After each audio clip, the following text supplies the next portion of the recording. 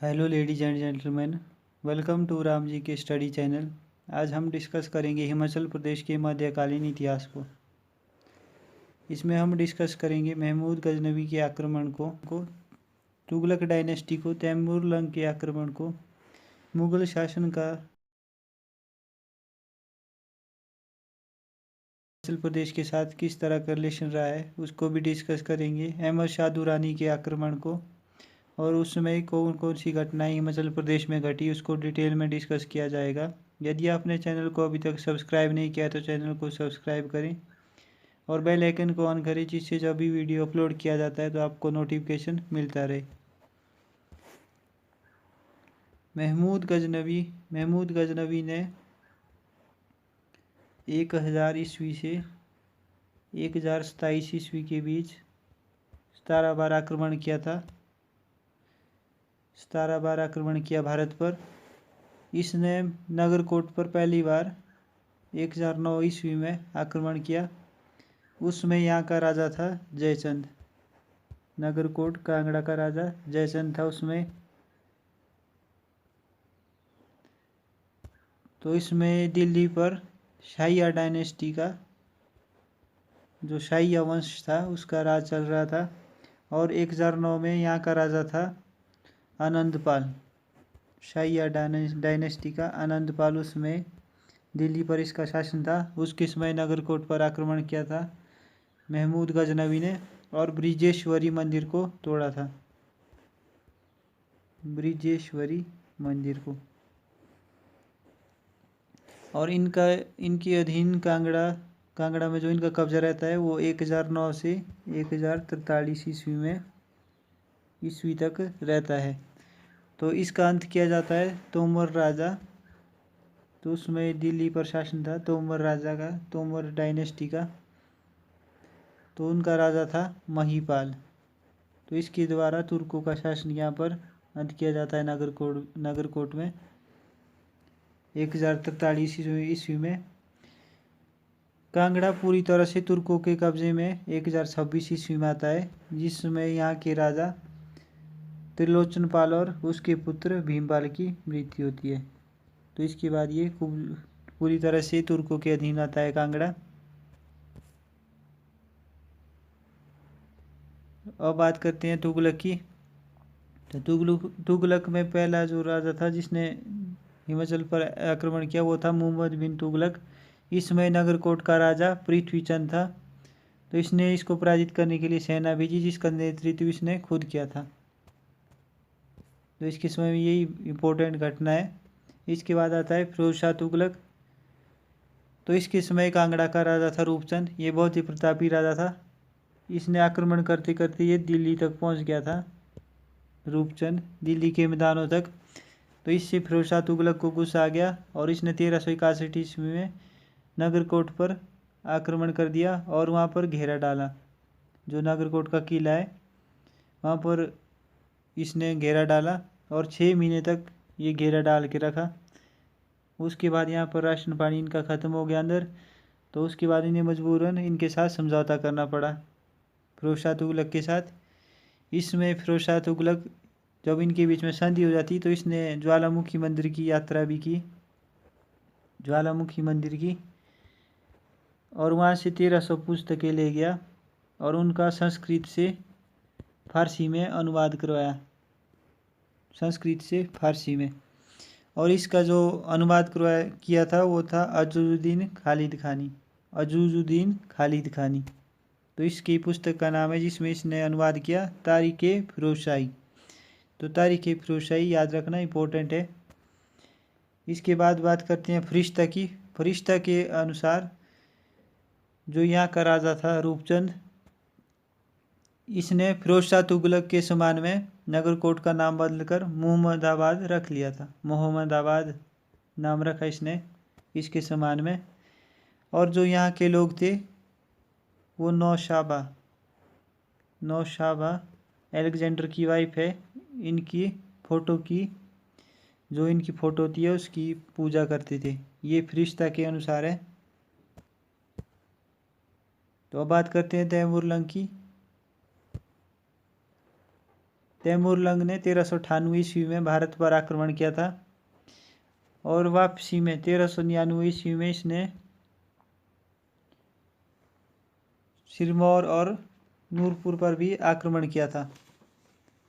1399 ईस्वी में इसने सिरमौर और नूरपुर पर भी आक्रमण किया। उसमें कांगड़ा का राजा था मेघचंद और सिरमौर का राजा रतन सिंह। इम्पोर्टेंट है, राजा रतन सिंह। सिरमौर का राजा था तैमूरलंग के आक्रमण के दौरान। हिंदूर के राजा, उसमें हिंदूर का राजा था आलमचंद। तो इसने तैमूरलंग की सहायता की थी आक्रमण करने में, इसलिए तैमूरलंग ने इसके राज्य को कोई भी हानि नहीं पहुंचाई थी। तो पूछा जा सकता है तैमूरलंग के आक्रमण में किस राजा ने उसकी सहायता की थी। तो नालागढ़ का पुराना नाम है हिंदूर। अब बात करते हैं मुगल की। मुगल का रिलेशन किस तरह से रहा है हिमाचल प्रदेश के साथ। तो अब सबसे पहले बात करते हैं बाबर की। बाबर ने 1526 ईस्वी में मुगल शासन की नींव रखी थी और इसने 1526 में पानीपत के प्रथम युद्ध में इब्राहिम लोदी को हराया था और मुगल शासन की स्थापना की। और 1525 ईस्वी में इसने कांगड़ा के निकट मलौट में चौकी स्थापित की थी, जिसमें ये भारत पर आ रहा था। तो यही था बाबर के बारे में कुछ इम्पोर्टेंट फैक्ट। हम इस पे डिस्कस करेंगे सिर्फ उन्हीं को जो इम्पोर्टेंट है हमारे लिए। अकबर की बात की जाए तो यहाँ पर 1526 लिखा है, 1566 आएगा। 1566 में सिकंदर शाह को पकड़ने के लिए नूरपुर पर अपनी सेना भेजी। नूरपुर का जो राजा था भक्तमल, ये सिकंदर शाह का फ्रेंड था। तो इसने यहाँ पर शरण ली थी भक्तमल के पास। तो अकबर ने यहाँ पर आक्रमण करने के लिए अपनी सेना भेजी, जिसका नेतृत्व किया था बैरम खान ने। एक गवर्नर था इनका बहुत ही शक्तिशाली, जो अकबर का। तो उसने भक्तमल और इन दोनों को हराया, जिसमें भक्तमल मारा जाता है। तो अकबर जो था वो पहाड़ी रियासतें जो यहाँ के राजा थे उनको अपनी अधीनता स्वीकार करने के लिए क्या करता था, उनके बच्चों और रिश्तेदारों को अपने पास बंदी बनाकर रखता था अपने दरबार में। तो इसने जो कांगड़ा के राजा थे उसमें जयचंद, उनको भी बंदी बनाया। तो इसके बाद इसके पुत्र जो विधिचंद है, इसने मुगलों का विद्रोह किया नूरपुर के राजा तख्तमल के साथ मिलकर। तो इन दोनों ने विद्रोह किया। तो इसको दबाने के लिए अकबर ने बीरबल और हुसैन कुली खान को भेजा। तो इन्होंने कांगड़ा किले पर घेरा डाल दिया। परंतु कुछ समय के बाद क्या होता है कि जो अकबर की कुछ रिश्तेदार पंजाब में, जो पाकिस्तान में है, वहाँ पर लाहौर में विद्रोह कर देते हैं अकबर के खिलाफ, जिसके बाद इन्हें वापस जाना पड़ता है और इनका जो मिशन है वो पूरा नहीं हो पाता। यहाँ पर अकबर ने 1572 में टोडरमल को हिमाचल में भेजा था शाही जमींदारी स्थापित करने के लिए। और इसने शाही जमींदारी कांगड़ा के 66 गाँव में स्थापित की।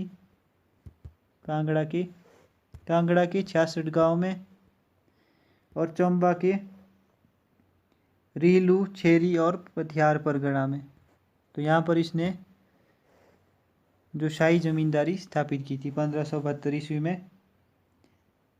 तो इसमें जो चंबा का राजा था अकबर का समकालीन, वो प्रताप वर्मन था। प्रताप वर्मन। जहांगीर। अब बात करते हैं जहांगीर की। जहांगीर 1605 ईस्वी में गद्दी पर बैठता है। इस समय कांगड़ा के राजा विधिचंद की मृत्यु हो जाती है।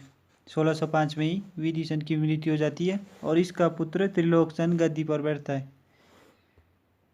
तो जो ये जहांगीर और त्रिलोकचंद है, इनके बीच में बचपन से ही नहीं बनती है। तो इसके पीछे कहानी है कि जो इसके त्रिलोकचंद के पास एक तोता था, तो जहांगीर ने उससे मांगा, किंतु इसने देने से मना कर दिया। जब ये छोटे थे, इनको भी अकबर ने अपने दरबार में बंदी बनाकर रखा था बंधक के तौर पर। तो उसमें इसने देने से मना कर दिया, जिसका बदला लेने के लिए 1615 ईस्वी में जहांगीर ने यहाँ कांगड़ा पर आक्रमण किया जिसका नेतृत्व नूरपुर का पुराना नाम धमेरी है, धमेरी। तो नूरपुर के राजा सूरजमल और शेख फरीद मुर्तज़ा खान को भेजता है। और ये जो सूरजमल है ये इनके साथ लड़ जाती है रास्ते में ही, जिसके बाद इनको वापस बुलाया जाता है मुर्तज़ा खान को, और कुछ समय बाद इनकी मृत्यु हो जाती है। और इसमें भी यहाँ पर ये कब्जा नहीं कर पाते। इसके बाद 1617 ईस्वी में दोबारा से ये जहांगीर यहाँ पर आक्रमण करने के लिए सेना को भेजते हैं। इसमें द्वारा नूरपुर के राजा सूरजमल और शाह कुली खान को भेजते हैं। तो इनके बीच में भी द्वारा से झगड़ा हो जाता है। जो ये सूरजमल थे ये नहीं चाहते थे कि यहाँ पर इन मुगलों का शासन हो और ये अपने आक्रमण में सफल हो। तो ये जो भी इनके साथ भेजते थे ये सेनापति जो जहांगीर था, तो उसके साथ रास्ते में ही लड़ जाते थे, जिसके बाद इनकी जो कब्जा नहीं हो पाता था कांगड़ा किले में। इसके बाद क्या होता है कि जब ये वापस बुलाते हैं तो इसके बाद ये राजा सूरजमल खुद मुगलों के खिलाफ विद्रोह कर देते हैं। और इस विद्रोह को दबाने के लिए जहांगीर ने राजा विक्रमजीत और अब्दुल अजीज को भेजा। तो इसके बाद ये राजा सूरजमल भाग जाते हैं यहाँ से और चंबा के मानकोट और तारागढ़ किले में शरण लेते हैं। तो इनका छोटा भाई होता है राजा सूरजमल का जगत सिंह। तो जगत सिंह इसके बाद राजा बनता है और ये मुगलों की सहायता करता है 1620 में कांगड़ा किले को जीतने में। 1620 में जगत सिंह जो नूरपुर का राजा है ये सहायता करता है मुगलों का नागरकोट किले को जीतने में। 1620 में द्वारा से जहांगीर यहाँ पर सेना भेजता है। इस बार भेजा जाता है नेतृत्व में नवाब अली खान। तो इसमें ये सफल हो जाती है इस बार।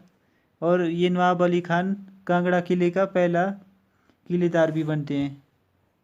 तो इम्पोर्टेंट है, पहला और लास्ट किलेदार जो कांगड़ा कर रहे हैं। और लास्ट जो किलेदार रहेंगे वो है सैफ अली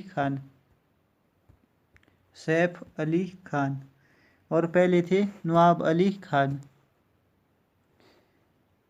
तो इनके जो सिरमौर के राजा थे इसमें जहांगीर के जो समकालीन थे वो थे बुद्धि प्रकाश।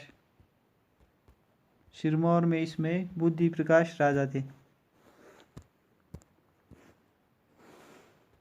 बात की जाए शाहजहाँ की। शाहजहाँ के इसमें इम्पोर्टेंट यहाँ के जो किलेदार हैं वो कोच कुली खान थे। तो इन्होंने 17 वर्षों तक यहाँ पर किलेदार रही है 17 वर्षों तक। इनकी मृत्यु के बाद इन्हें बाणगंगा नदी के किनारे दफनाया गया। इम्पोर्टेंट है, बाणगंगा नदी के किनारे किसे दफनाया गया था, वो थे कोच कुली खान, मुगलों के किलेदार। इसमें सिरमौर के राजा कौन थे, मंधाता प्रकाश। तो इन्होंने कई अभियानों में मुगलों की सहायता भी की, सैनिक सहायता भेजकर, जो इनके अभियान होते थे मुगलों के। और इसमें गुलेर के राजा थे, गुलेर के मानसिंह। तो इन्हीं जहाँ शाहजहाँ ने राजा मानसिंह को उपाधि दी थी शेर ए अफगान की। गुलेर के राजा मानसिंह को इन्होंने उपाधि दी थी शेर ए अफगान। इम्पोर्टेंट है, शेर ए अफगान की उपाधि।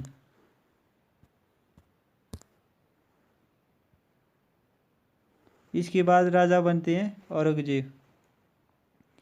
तो औरंगजेब के बारे में ज़्यादा इम्पोर्टेंट किलेदार नहीं रहते हैं।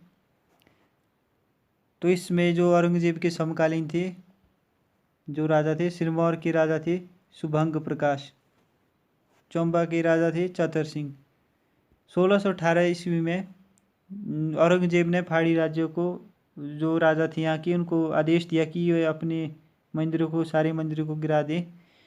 तो इसको मानने से राजा चतर सिंह ने मना कर दी थी। इम्पोर्टेंट है, पीछे पूछा गया ये क्वेश्चन। तो हिमाचल के किस राजा ने औरंगजेब के मंदिर गिराने के आदेश को नहीं माना था, उसे मानने से मना कर दिया था, वो थे राजा चतर सिंह चंबा के। इसमें बुशहर के राजा थे केरी सिंह। तो उन्हें उपाधि दी थी औरंगजेब ने छत्रपति की। बुशहर के राजा केरी सिंह को इन्होंने उपाधि दी थी छत्रपति की। और जगत सिंह, कुल्लू के राजा थे जगत सिंह, तो इन्हें उपाधि दी गई थी राजा की औरंगजेब के द्वारा। कुल्लू के राजा जगत सिंह को इन्होंने राजा की उपाधि दी और बुशहर के राजा केरी सिंह को छत्रपति की।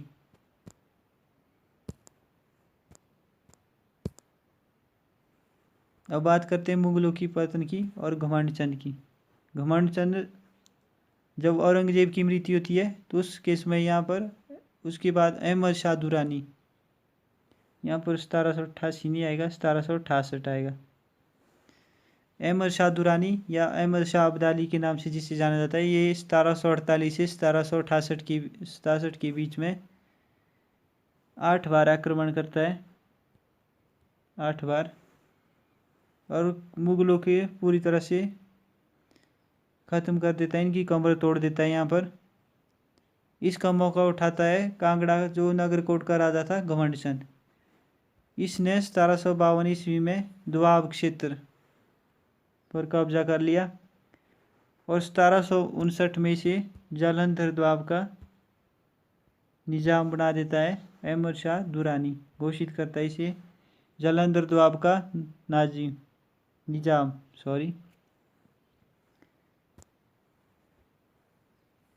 तो नवाब सैफ अली खान इसके अंतिम किलेदार थे कांगड़ा किले के। तो ये थे कुछ इम्पोर्टेंट फैक्ट जो मेडिवल हिस्ट्री से पूछे जा सकते हैं। यदि आपने चैनल को अभी तक सब्सक्राइब नहीं किया तो चैनल को सब्सक्राइब करें और बेल आइकन को ऑन करें और वीडियो को ज़्यादा से ज़्यादा शेयर करें, जिससे जब भी वीडियो अपलोड किया जाता है तो आपको नोटिफिकेशन मिलता रहे। Thank you.